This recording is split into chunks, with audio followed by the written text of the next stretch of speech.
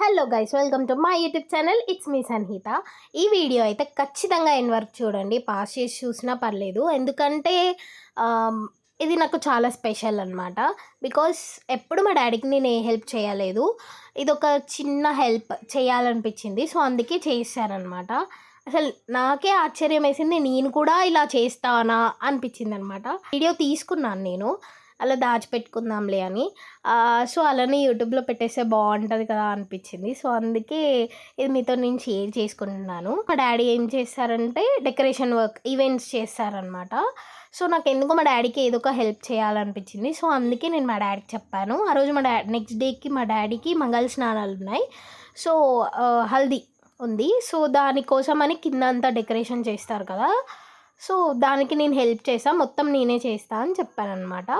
So మా daddy సరే చేద్దులే, వెళ్దాం పదా అనేసి అన్నారు. ముందు రోజే మాకు పూలు వస్తాయి. పూలు వచ్చిన తర్వాత వాటిని అంతా కట్ చేసుకొని పెట్టుకోవడము. ఇంకా లంగర్లు అంటారు, అవి అంటే కింద రోజెస్ పెట్టేసి పైన లిల్లీ పూలతోటి పెడతారు, వాటిని లంగర్లు అంటారు. అవి వెనక బ్యాక్గ్రౌండ్ డెకరేషన్కి వాడతారు అనమాట.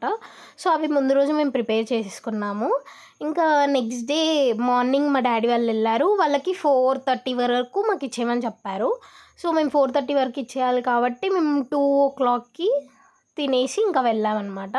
ఇంకా ఫస్ట్ అయితే మేము చాక్ తోటి గీసుకుంటాము, కార్పెట్ వేసుకొని. దాని తర్వాత గీసిన దాంట్లో ఒక్కొక్క కలర్ అనేది ఫిల్ చేసాము. వాళ్ళు మాకు పర్టికులర్ డిజైన్ అనేది ఇవ్వలేదు, బట్ మాకు నచ్చింది చేసాము. చాలా గ్రాండ్గా చేద్దామని చాలా పెద్ద డిజైనే ఎంచుకున్నాం అనమాట.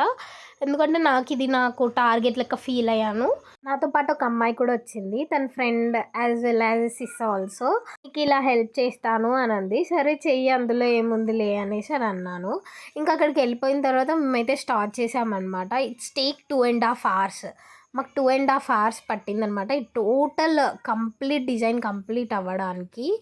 మా డాడీకి ఎంత చెప్పాను, డాడీ నేను చేస్తాను, నువ్వు కూర్చో అని. బట్ అసలు వినలేదు.